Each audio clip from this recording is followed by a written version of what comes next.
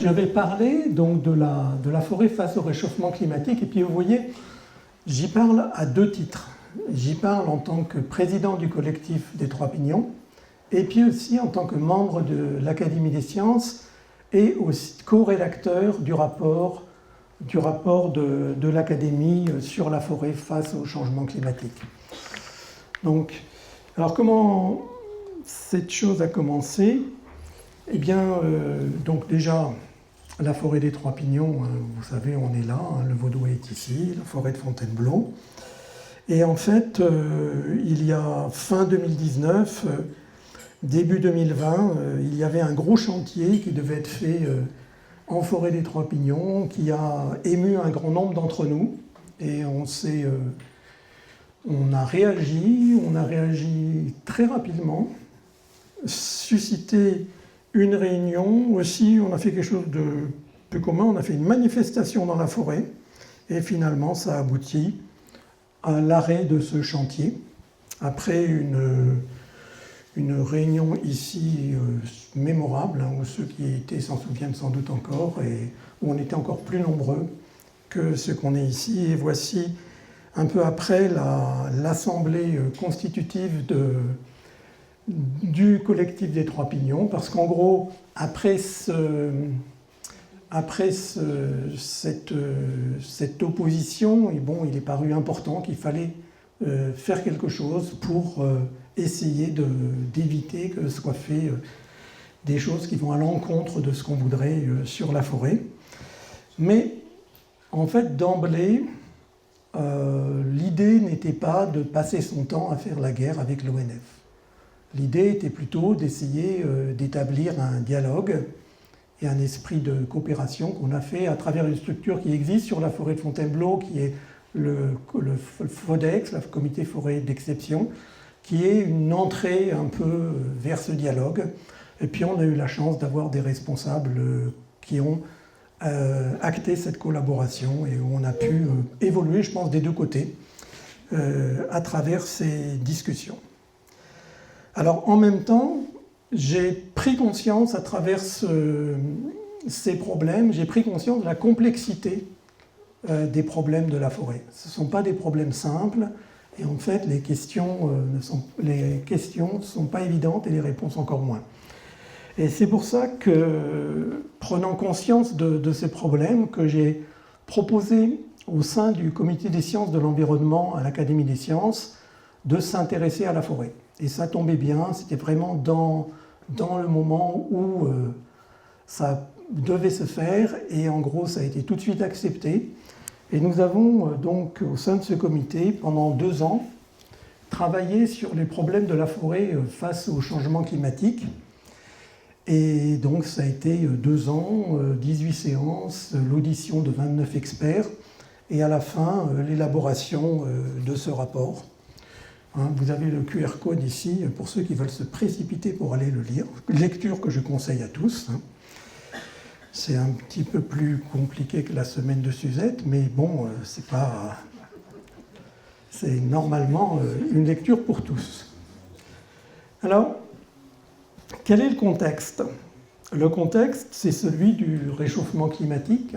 Ici, j'ai les slides du GIEC, avec ce qui est, suivant les différents scénarios, vous allez voir, la température est prévue pour augmenter de 2 degrés, de 3 degrés ou de 4 degrés, et ça c'est la température moyenne.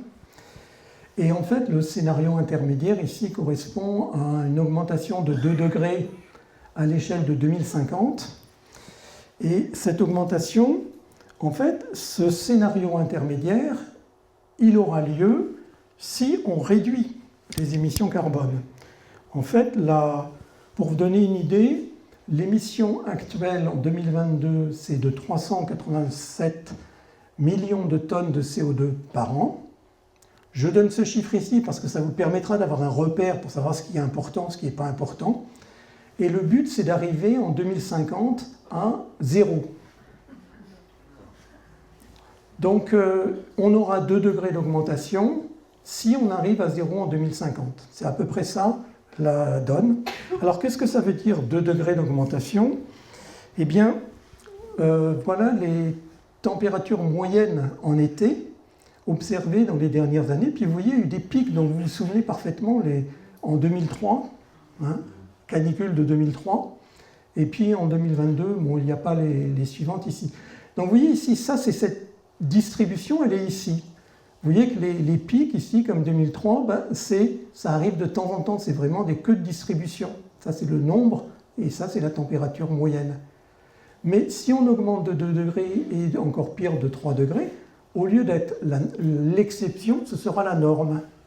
Donc on aura tout le temps des canicules, et des fois beaucoup plus. Voilà un peu l'enjeu. Alors passons à la forêt. La forêt, ce qui est donc, c'est à la fois la forêt métropolitaine, 17 millions d'hectares, et puis la forêt d'outre-mer, 8 millions d'hectares. Alors je montre les deux parce que c'est intéressant de regarder ces deux forêts. Vous voyez, il y en a une qui est la moitié de l'autre. Ce qui nous intéresse, c'est combien de carbone est stocké dans la forêt. Eh bien, vous voyez que la forêt métropolitaine stocke 2,8 gigatonnes de carbone, et la forêt d'outre-mer, la forêt stocke 2,4. C'est-à-dire quasiment la même chose, bien qu'elle soit 2 fois moins étendue. Donc elle contient à l'hectare 2 fois plus de carbone. En revanche, si on regarde l'évolution, combien est stocké par an, et c'est ça qui nous importe dans le cadre de la lutte contre le réchauffement climatique, la forêt métropolitaine stocke 39 millions de tonnes de CO2 par an. Donc vous voyez, 39, c'est pour ça que je donnais le chiffre tout à l'heure, 39 millions de tonnes aujourd'hui, c'est donc 10% des émissions de la France en CO2. Donc c'est pas rien du tout. Et en revanche, la forêt d'outre-mer stocke quasiment rien. En fait, c'est une forêt ancienne qui est arrivée à l'équilibre. La forêt ne stocke du carbone que quand elle transforme, que par la photosynthèse, c'est-à-dire que quand la forêt est en croissance. Cette forêt-là, ben, elle est arrivée à l'équilibre, elle ne stocke pratiquement plus. Et le problème des forêts françaises, eh bien, le problème, c'est qu'avec le réchauffement climatique, la mortalité a augmenté, 54% de mortalité en plus sur quelques années, entre 2005 et 2012. Ça veut dire que la mortalité et la croissance a été diminuée de 10%. Ça, c'est pour vous donner un petit peu un cadre. Alors maintenant, qu'on coupe du bois, ce bois est décliné en 3 catégories. Le bois d'œuvre, le bois d'industrie et le bois de chauffage, le bois d'énergie. Et ce qu'il faut avoir en tête, donc vous voyez la récolte totale de bois en France, c'est 55 millions de mètres cubes, dont 39 millions de commercialisés et puis une autoconsommation de 17 millions. Alors, cette partie commercialisée, elle se décline en bois d'œuvre, bois d'industrie, bois d'énergie. Mais ce bois d'œuvre, quand un tronc est vendu en bois d'œuvre, en fait, il n'y a qu'un tiers qui part réellement en poutre et en planche. Les 2 tiers, 64% ici, ce sont des résidus de transformation. Ils peuvent, pour une partie, être recyclés pour 30% en papier-carton, mais 70% part en bois énergie. Et de la même manière, le bois d'industrie, celui qui sert à faire des choses, des panneaux de particules, enfin des choses moins nobles que les poutres et les planches, il y a 70% seulement qui part là et 30% qui part en bois énergie. Il y a la partie de bois énergie, elle qui part directement en bois énergie. Et puis la partie autoconsommée, la partie autoconsommée, c'est quand un propriétaire coupe du bois pour se chauffer, et essentiellement tout part en bois énergie. Donc vous voyez, finalement, en produit fini, on n'a que 13%, 19%, plus 19% là, en bois industrie, et 68% du bois coupé part en bois énergie.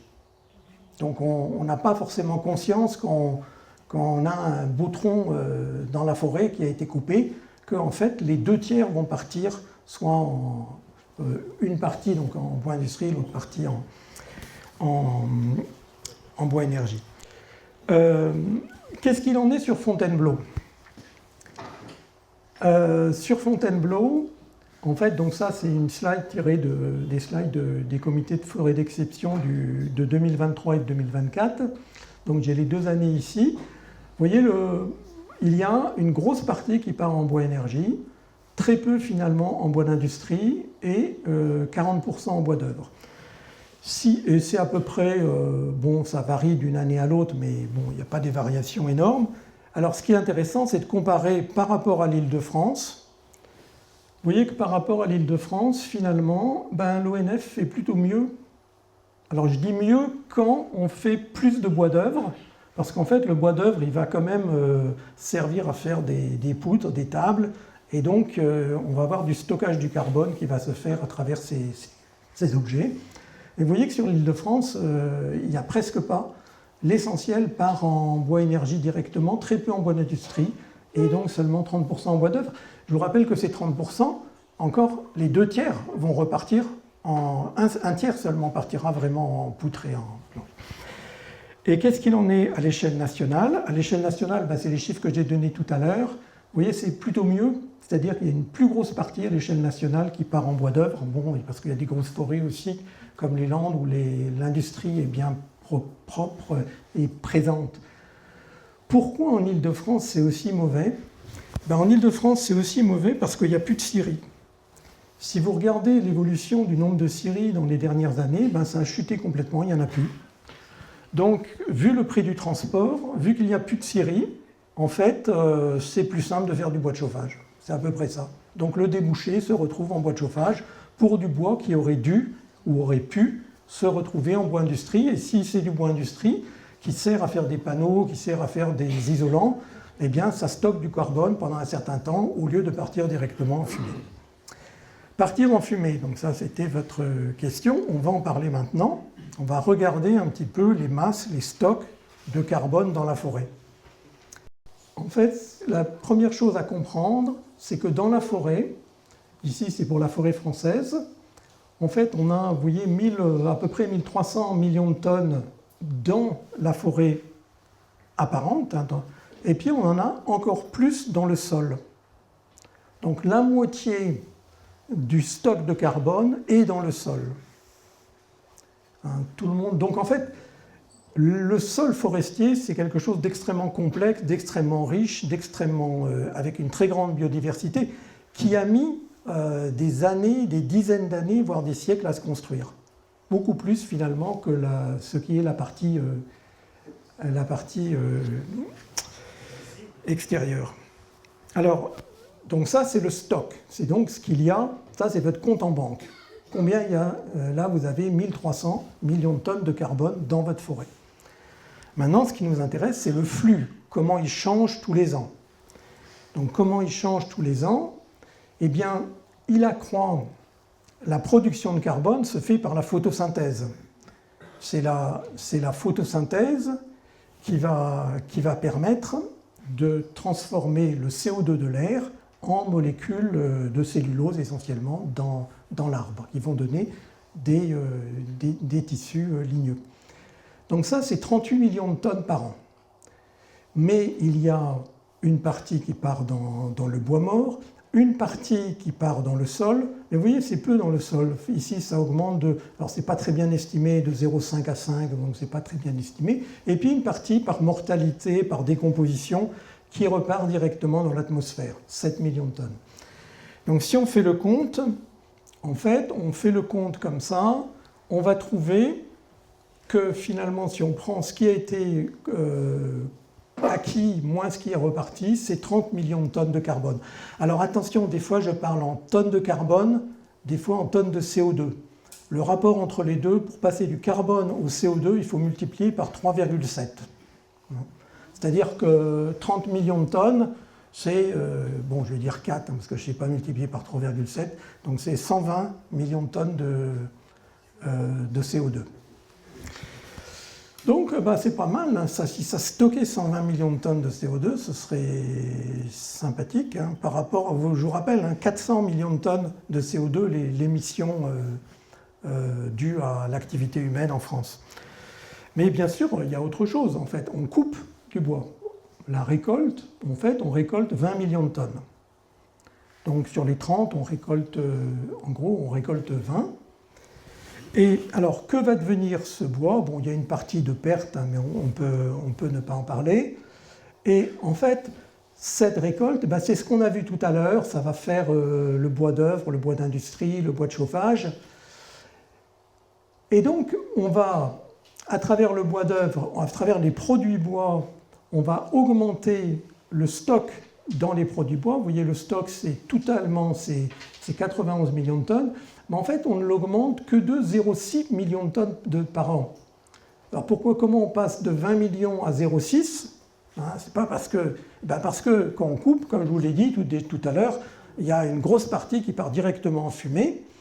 Et puis, il y a aussi une autre chose, c'est que vous avez fait des poutres, mais donc ces poutres, elles vont durer un certain temps, et puis les poutres anciennes, elles vont brûler, elles vont se décomposer, elles vont être abattues, elles vont être enfouies.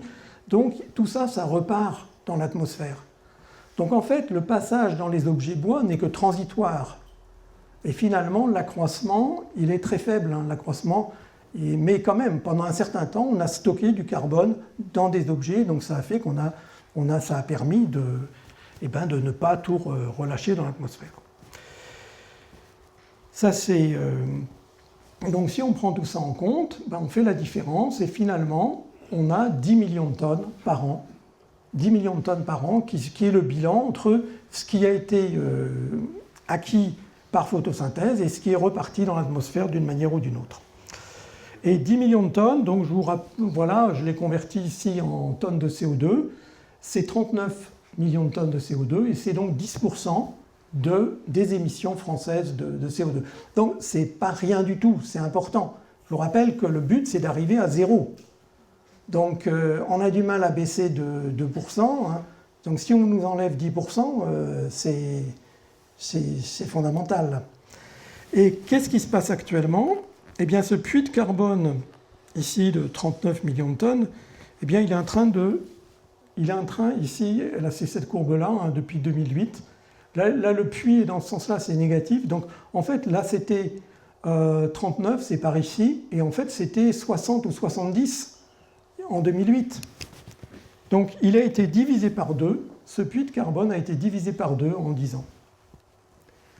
Donc, ça c'est important parce que les stratégies nationales bas carbone comptaient sur ce puits de carbone pour assurer la transition énergétique et donc cette neutralité carbone à l'échelle 2050. Et donc c'est ce dont je vais parler maintenant, c'est de ça. Je vais parler des politiques et comment se déclinent les directives pour la forêt. La première en place, c'est la stratégie nationale bas carbone. Stratégie nationale bas carbone qui est au niveau du ministère de la transition écologique, énergétique. Et qu'est-ce que fait cette stratégie nationale bas carbone ? Vous voyez ici pour 2018-2020, elle décrit la feuille de route de la France pour conduire la politique d'atténuation du changement climatique dans tous les secteurs d'activité. C'est-à-dire que c'est vraiment cette SNBC qui va dominer tout le reste. Tout le monde doit se conforter à la SNBC. Ensuite, pour ce qui est de la forêt, donc le secteur d'activité de la forêt, il va être décliné au sein du programme national de la forêt et du bois. Donc ici établi en 2016. Donc ce programme, il fixe les orientations de la politique forestière en forêt publique et privée, en métropole et en outre-mer pour une période de 10 ans. Donc c'est qu'on soit privé, qu'on soit public, tout ça doit se conforter à ce programme national de la forêt et du bois. Ensuite, ce programme national se décline à l'échelle régionale dans des programmes régionaux de la forêt et du bois, et pour ce qui nous concerne, le programme régional de la forêt d'Île-de-France, qui a été établi en 2020. Ce programme, ensuite, il est normalement pris en compte dans l'établissement ici des programmes d'aménagement forestier. Alors là, pour la forêt de Fontainebleau, vous voyez, en fait, ça n'a pas été pris en compte pour une bonne raison, c'est que ce programme pour la forêt de Fontainebleau, sur 20 ans, il a été fait avant. Il a été établi avant. Vous voyez bien qu'il y a des dates qui ne correspondent pas, c'est-à-dire que celui-là, il a été fait avant la stratégie nationale bas carbone. Par contre, celui-là, il a été fait après. Donc le programme, en fait, ici, le programme national n'est pas influencé par la stratégie nationale bas carbone, mais le programme régional, oui, parce qu'il doit tenir compte de la stratégie nationale bas carbone. Alors, ce qui est intéressant, on va regarder le premier, là, programme national de la forêt et du bois. Donc là, il y avait... Alors là, il y a une certaine mouvance, dont on va discuter un peu plus après, qui a décrété que pour lutter contre le réchauffement climatique, il fallait couper plus. Et ça, bon, je vous rappelle que la forêt, la filière bois, c'est 400 000 emplois. Donc il y a un peu de pression de ce côté-là. Et donc, voilà ce qu'ils avaient conclu. Pour renforcer l'effet d'atténuation du changement climatique de la forêt et du bois, il faut augmenter la coupe de 12 millions de mètres cubes. Je vous rappelle, hein, la coupe, c'est 39 millions de mètres cubes sur la partie commercialisée. Donc ça pour 2026, qui correspond à un accroissement de 32%. Bon, alors après, il s'agissait d'établir la stratégie nationale bas carbone. Donc du coup, on a fait une étude. On a fait une étude plus poussée, étude qui a été demandée par le ministère à l'IGN, à l'INRA. Donc cette étude, grosse étude avec plein d'experts qui ont travaillé dessus, c'est publié en 2017, Roux et al.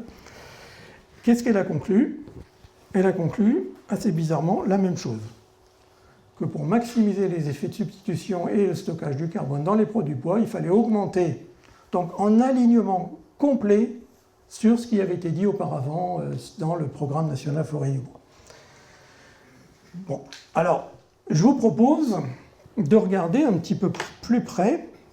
Donc on va regarder ce gros papier, donc que vous pouvez lire, hein, parce qu'il est accessible publiquement, hein, c'est un livre aux éditions Coué, c'était en 2017, puis ça a été réimprimé après en 2020. Alors, qu'est-ce qu'on fait? Je vous résume, hein, je ne vais pas vous donner je ne sais plus combien de centaines de pages du volume, mais voilà. Pour savoir qu'est-ce qu'il faut faire pour lutter contre le réchauffement climatique, c'est-à-dire pour stocker le carbone, on va décider de 3 scénarios. Un où on ne coupe comme maintenant, pas plus. Un où on coupe beaucoup plus. Et un intermédiaire. Et on regarde, on fait des simulations et on regarde ce qui se passe. Assez bizarrement, celui-là, c'est celui où on coupe pas plus que maintenant. Ici, c'est le stockage du carbone en fonction de l'année. Ici, c'est là où on coupe beaucoup. Alors quand on coupe beaucoup, une fois qu'on a coupé, les arbres ils mettent du temps à repousser. Donc vous avez une chute de la production, du stockage du carbone. C'est assez naturel. Donc ici, il n'y a pas photo. Hein. Celui qui stocke le mieux le carbone, c'est celui où on ne coupe pas plus. Mais alors, c'est pas si simple. On va se dire, ah oui, mais si je coupe beaucoup de bois, je vais faire des tas de planches et de poutres, et je vais stocker mon carbone dans les poutres. Et en plus, si je fais une poutre en bois, je vais éviter de faire une poutre en fer, et donc j'aurai évité de dépenser du carbone. Alors on va appeler ça la substitution matériaux. Et on va le compter comme stockage supplémentaire. Voilà. Alors si on fait ça, la substitution matériaux, c'est en orange foncé ici. Et bon, bien sûr, si on coupe beaucoup, on a plus de substitution matériaux. Donc ça va compenser un peu l'avantage de celui-là. Mais vous voyez, pas complètement. Et alors il y a une autre chose, c'est ce qu'on appelle la substitution énergie. C'est la partie ici en orange. Alors la substitution énergie, voilà ce que c'est. Si vous brûlez 1 mètre cube de bois, vous émettez 1 tonne de CO2. Si vous émettez la même quantité, la quantité de méthane équivalente qui va donner la même énergie, vous émettez la moitié. On va dire qu'on ne compte pas le CO2 émis par le bois. Et donc, si vous avez brûlé du bois, vous avez évité de dépenser 1 demi-tonne de CO2. En gros, plus vous brûlez de bois, plus vous économisez de CO2. Comme si l'atmosphère se préoccupait de savoir d'où vient le CO2. Si le CO2 vient d'avoir brûlé du bois ou d'avoir brûlé du méthane. Donc vous voyez, même comme ça, même en rajoutant cette substitution matériaux, la substitution énergie, Vous voyez quand même, celui qui stocke le mieux, c'est lequel? Bien. Alors, il n'y a pas le scénario où on ne coupe pas du tout. Non, mais on ne va même pas l'envisager, celui-là. Alors, en plus, on s'est dit quand même, bon, là c'est avec le climat actuel, on va regarder ce qui se passe si le climat est devenu plus chaud, c'est-à-dire si on est passé dans le scénario 8.5. Dans ce cas-là, en fait, la photosynthèse n'aime pas la chaleur. C'est-à-dire dès qu'on dépasse 25 degrés, la photosynthèse est moins efficace. Et donc vous avez une diminution de la production et donc tout le monde baisse. Mais quand même, vous voyez, celui-là, il quand même reste un peu plus haut élevé que celui-là. Alors, petit quiz. Au vu de tout ça, pour lutter contre le réchauffement climatique, laquelle de ces trois scénarios la stratégie nationale bas carbone a-t-elle choisi?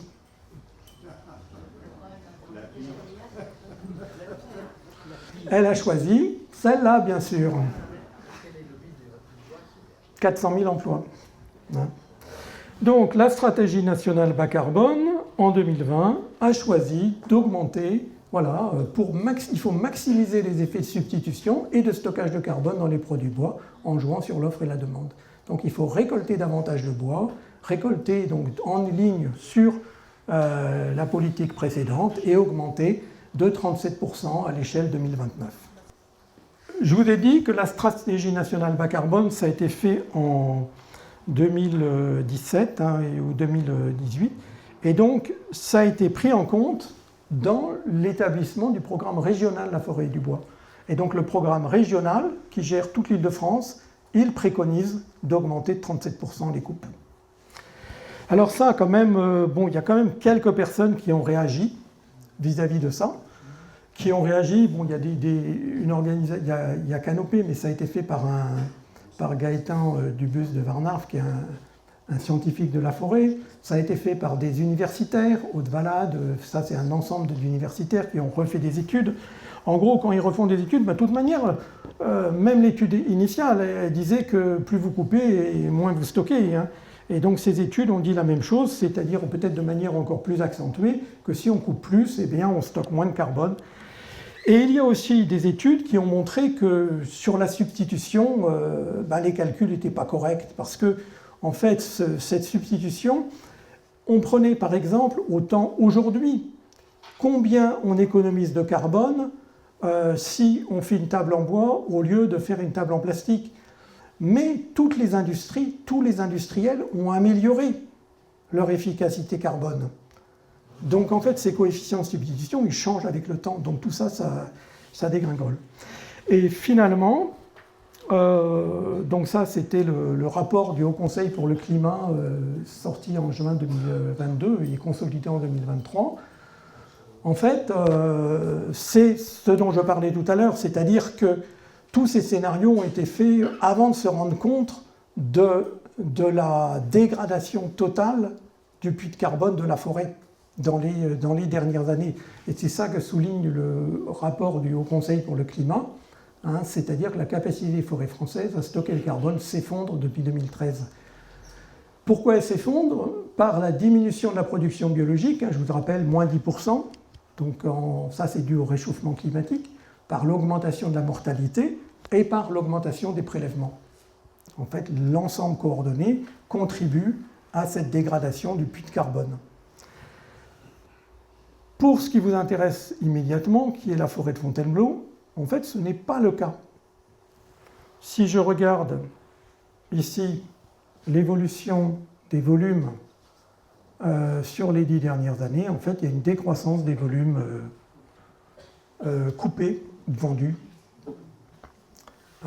dans les dernières années. Donc, on trouve toujours qu'ils coupent trop, mais par rapport à ce qui se fait à côté, c'est pas si pire. En revanche, ceux qui se retrouvent avec un programme sylvicole qui suit les préconisations du programme régional de la forêt et du bois, alors là, ils voient les augmentations de coupe de manière importante dans leur forêt. Donc tout ça quand même, vous voyez, le Haut Conseil pour le climat en a quand même pris compte. On a aussi essayé d'intervenir. C'est aussi quelque chose qu'on a rapporté dans dans le rapport de l'Académie des sciences. On a souligné ce problème de la SNBC2 qui demandait que ce n'était pas correct de demander de couper autant. On peut espérer que ce soit révisé lors de la SNBC3, qui est en fait un peu en stand-by, en arrêt. Vous voyez, mais vous comprenez qu'il y a des tonnes de pressions diverses et variées. Quand même, vous savez, Emmanuel Macron a fait quelque chose. Il a fait un grand programme pour sauver la forêt. Il a fait un programme qui est « on va planter 1 milliard d'arbres ». On va planter 1 milliard d'arbres. Alors en fait, planter 1 milliard d'arbres, le problème c'est qu'on ne se soucie pas dans ce programme de savoir si quand vous plantez ces arbres, ils repoussent, vous avez la subvention à la plantation.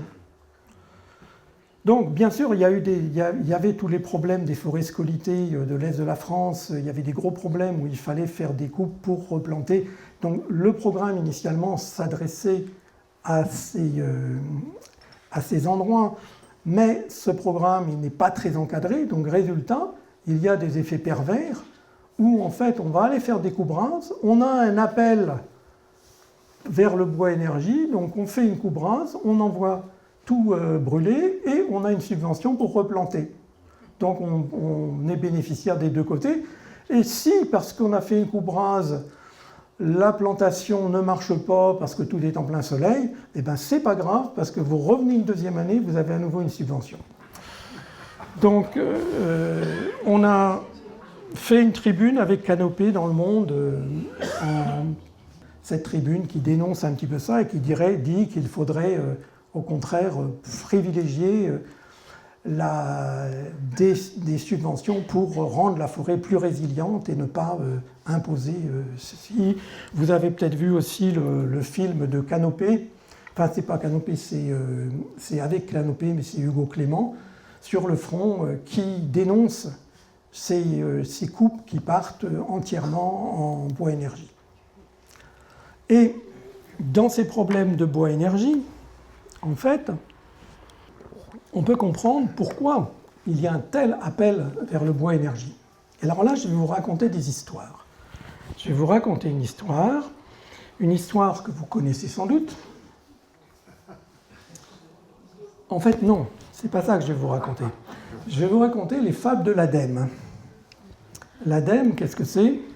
L'ADEME, c'est l'Agence de la transition écologique. Et que dit l'ADEME ?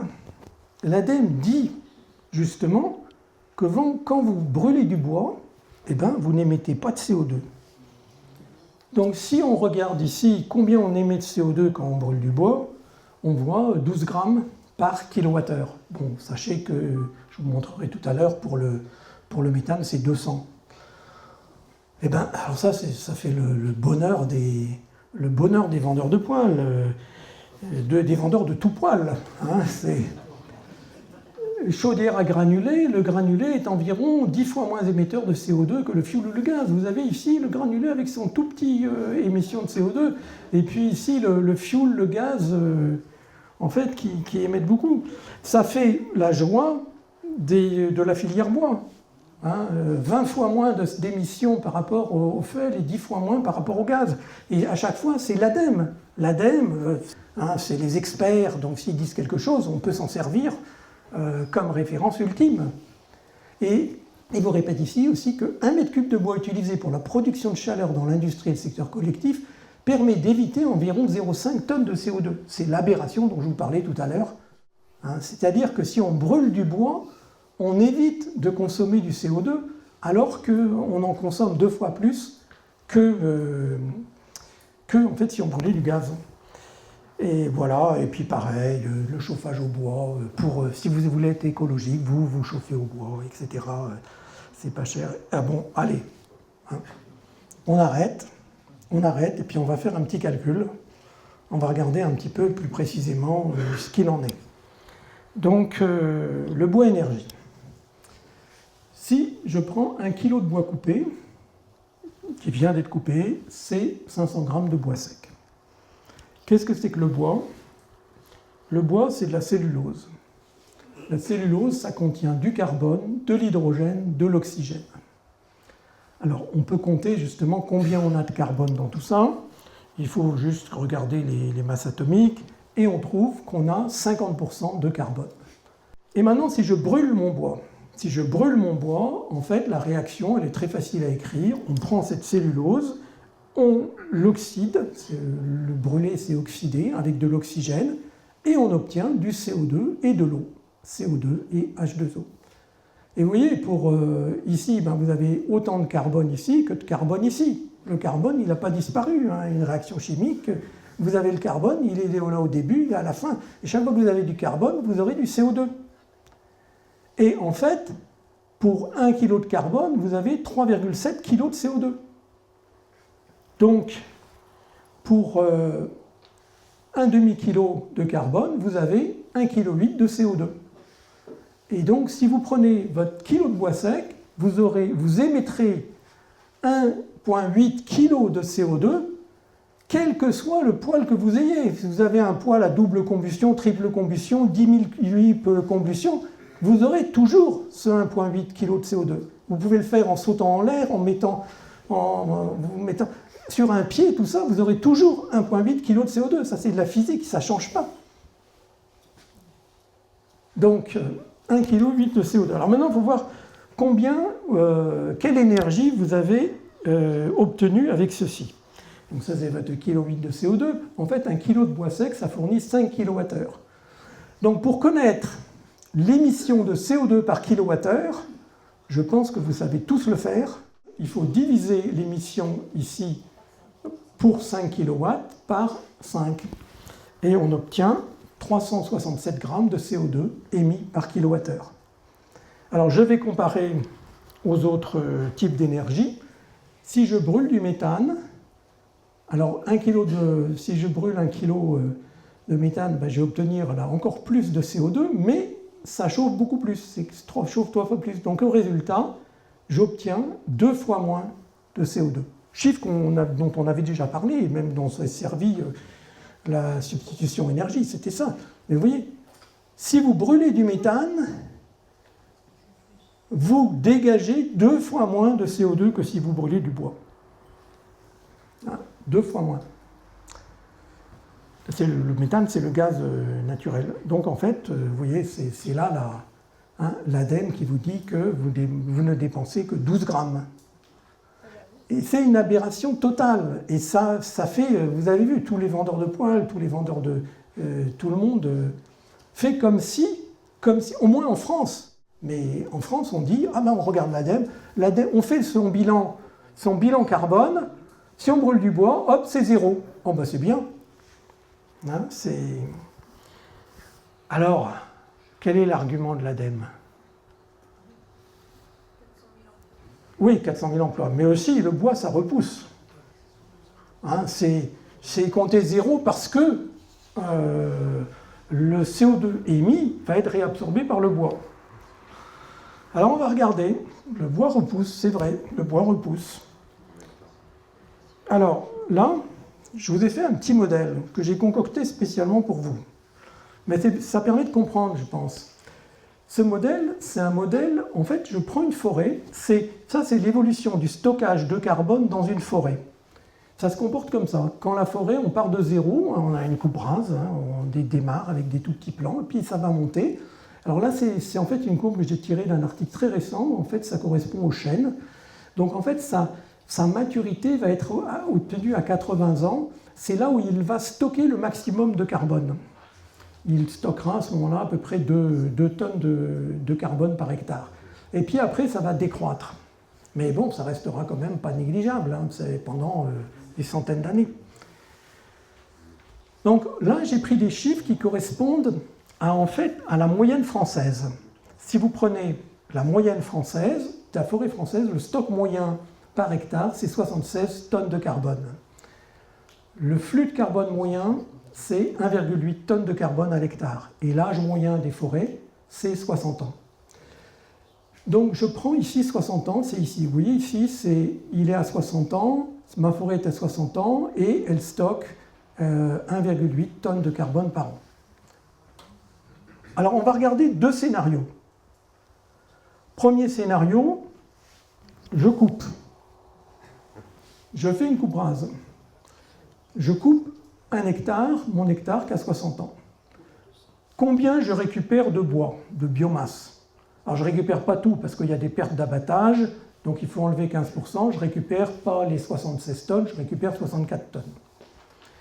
Combien de temps faut-il pour récupérer le stock à partir de ma coupe rase? Alors là, je pense que j'ai mis la réponse, mais même si je n'avais pas mis la réponse, enfin non, peut-être qu'il y en aurait qui n'auraient pas trouvé, mais quand même, avec la réponse, c'est facile à comprendre. Il faudra le même temps que ce qu'elle a mis à pousser. Hein? S'il n'y a pas de réchauffement climatique. Non, mais oui, là, on fait simple, on va pas, parce qu'après, on peut faire tout un tas de variations. Là en fait, l'intérêt d'un modèle 5, c'est que ça permet d'avoir de l'intuition, ça permet de comprendre ce qui se passe. Donc ici, vous voyez, il faudra 60 ans. Maintenant, je prends une deuxième hypothèse. Je laisse ma forêt tranquille, parce qu'en fait, la forêt, elle redémarre d'ici, hein, une fois qu'on a coupé. Donc il faudra, au début, elle ne stockera rien, il faudra 60 ans, ben, c'est ce qu'il lui a pris pour arriver ici. Là, je laisse ma forêt tranquille et je brûle du méthane pour la même énergie. On a vu tout à l'heure, il m'en faut 2 fois moins. J'émets 2 fois moins de CO2. Donc au lieu d'émettre 64 tonnes l'équivalent de 64 tonnes de carbone, ici, je n'en émets que 32 tonnes. Et ma forêt, elle est ici. Donc elle est dans un endroit où elle stocke entre 1,8 et 2 tonnes par an. Donc combien de temps il faut pour récupérer le stock que j'ai dépensé ici en chauffant? Ben, il faut 17 ans, à peu près la moitié. Donc on a à peu près un facteur 4 entre les deux. Et tout ça, c'est l'idée que le carbone, il s'en fout de savoir s'il vient de la forêt ou s'il vient du méthane. Une fois qu'il est dans l'atmosphère, il n'y a pas de différence. Pourquoi laisser associer le carbone de la forêt à la forêt? Non. On peut dissocier les deux. Il n'y a aucune raison de faire ça.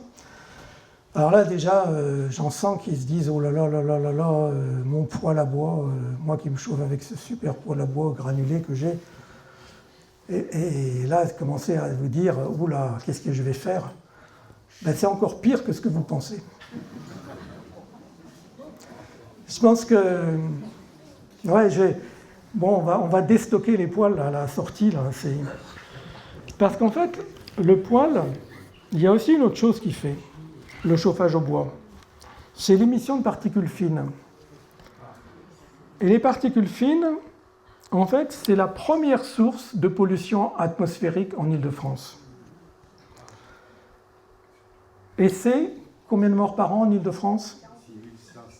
6 000 morts par an en Île-de-France. Les 500, c'est pour le NO2. C'est total. Ouais. Donc en fait, il est reconnu, et ce n'est pas des rigolos qui ont fait ça, c'est pas n'importe qui, c'est Santé publique France a fait une étude, ils estiment que les particules fines, c'est-à-dire celles plus petites, les PM 2.5, celles plus petites que 2,5 microns, sont à l'origine de 40 000 décès prématurés en France, dont 6 000 en Île-de-France. Alors, du coup, on a essayé de diminuer la pollution en Île-de-France. Et vous voyez ici l'évolution au cours du temps, 2005, 2010, 2015, 2019. Donc vous voyez, cette diminution, elle a eu lieu, elle est effective. Mais elle est effective sur quoi? Elle est effective sur tout, sauf sur le chauffage au bois. Chauffage au bois qui est en jaune ici, qui est responsable maintenant, en fait, de l'essentiel est responsable de la moitié. En fait, vous voyez, le chauffage au bois, actuellement, c'est 3 fois plus de particules fines que l'ensemble du trafic routier. Le trafic routier, la pollution a été divisée par 3. Pour le chauffage au bois, avec l'isolation, le passage à des poêles plus performants, ça a été juste diminué de 30%.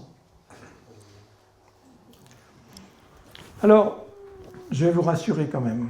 Je ne vais pas vous laisser vous suicider en sortant, ou jeter votre poêle à la poubelle en sortant de cette séance. En fait, ici, là où on est, là, c'est pas trop grave, parce que la densité de population n'est pas trop importante, Et donc, cette pollution, elle est vite amortie par les pluies, et s'étend pas trop. Mais quand même, ça, c'est sur l'ensemble d'Île-de-France, et voilà. Et donc, je vais revenir maintenant à la forêt de Fontainebleau, et regarder non pas la forêt comme forêt atténuation du réchauffement climatique, hein, c'est-à-dire par le stockage du carbone, mais voir un peu les problèmes de la forêt qui subit le réchauffement climatique. Donc là, ce sont essentiellement des slides du comité de pilotage, hein, de l'ONF, qui constate ces problèmes depuis plusieurs années, donc ces problèmes de dépérissement de la forêt. Et je vous montre en particulier cette slide-là, alors là, ce sont des placettes où les arbres ont été répertoriés, et puis vous avez des couleurs qui correspondent au degré de santé de l'arbre. Vert foncé, c'est en bonne santé. En fait, on aimerait que toute la forêt soit vert foncé. Et puis rouge, c'est quasiment mort. Et vous voyez la dégradation générale, et particulièrement pour certaines espèces, donc ça c'est au cours des années, hein, de 2017 à 2023. Et puis par exemple pour le chêne pédonculé, hein, vous voyez un petit peu l'augmentation de la... En fait, tout ce qui est ici, c'est dépérissant. Et en fait, la situation est pire que ce qui est sur le graphique. Ça, j'en ai discuté avec Nicolas Laurent, parce qu'en fait, dans leur placette, quand un arbre meurt, ils le retirent du décompte. Donc finalement, il y a encore plus d'arbres morts que ce qui est là. Si on ne les avait pas retirés, ce serait encore plus méchant que ça. Et là, je dois dire que face à ça, j'ai l'impression que l'ONF fait ce qu'il faut, c'est-à-dire de faire des plantations, mais surtout des plantations, pas des plantations d'arbres exotiques, mais des plantations d'arbres qui sont bien contrôlés. C'est fait de manière très raisonnable, c'est-à-dire qu'on va planter du chêne sessile qui est plus résistant, du chêne pubescent, du chêne tausin, mais on ne va pas les planter n'importe quoi parce qu'on a dit que telle espèce poussait bien sous les tropiques. Donc c'est fait de manière précautionneuse. Ça c'était donc 63 000 plants en 2022-2023, 53 000 en 2023-2024, hein, pareil ces espèces. Alors, et puis donc ces plantations qui bénéficient aussi du plan de relance. Hein. Donc là, en particulier, on avait regardé ce qui se passait ici au Coquibus. Bon,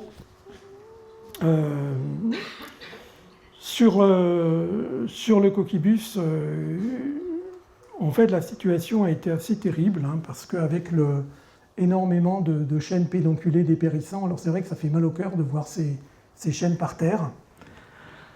Il y a aussi un curseur, nous on aimerait des fois les voir laisser plus longtemps, mais en gros l'agent de l'ONF nous dit oui, mais aujourd'hui ce chêne, si je le coupe, il vaut 800 € du mètre cube. Si j'attends un an, il sera plus bon qu'en bois de chauffage et il coûtera combien, 40 € le mètre cube. Alors, bon, peut-être des fois l'ONF prend une attitude un peu conservative, mais bon, c'est vrai, c'est pas un problème simple en fait là-dessus. On a regardé alors vous voyez, ça c'est par exemple un chêne dépérissant hein, dans ce coin-là, bon un petit ici, mais vous voyez le houppier, il n'y a plus rien. On a regardé les replantations, on a fait le bilan, on trouvait que c'était plutôt 75% qui étaient encore en vie en 2023, mais en octobre, par rapport aux 90% marqués. Et surtout, on voit que partout où la terre est bougée, il y a des invasifs qui s'installent, parce que dès qu'il y a des travaux forestiers, en fait, la terre est bougée et il y a des invasifs qui viennent. Mais bon, on n'est pas au collectif des Trois Pignons. D'ailleurs, ceux qui veulent adhérer au collectif des Trois Pignons, il y a les bulletins d'adhésion qui sont à l'entrée ici. On n'est pas que dans la critique. Hein. On n'est pas d'abord, on discute, mais aussi on essaye d'agir, pas seulement au niveau théorique, mais aussi au niveau le plus pratique qui soit, comme récolter des glands de chêne sessile ou de chêne pubescent avec l'ONF pour contribuer. Alors là, c'est vraiment, surtout quand vous ramassez des chênes pubescents, hein, je peux vous dire, c'est vraiment votre micro-caillou que vous rajoutez, parce que c'est petit, avant de remplir le seau.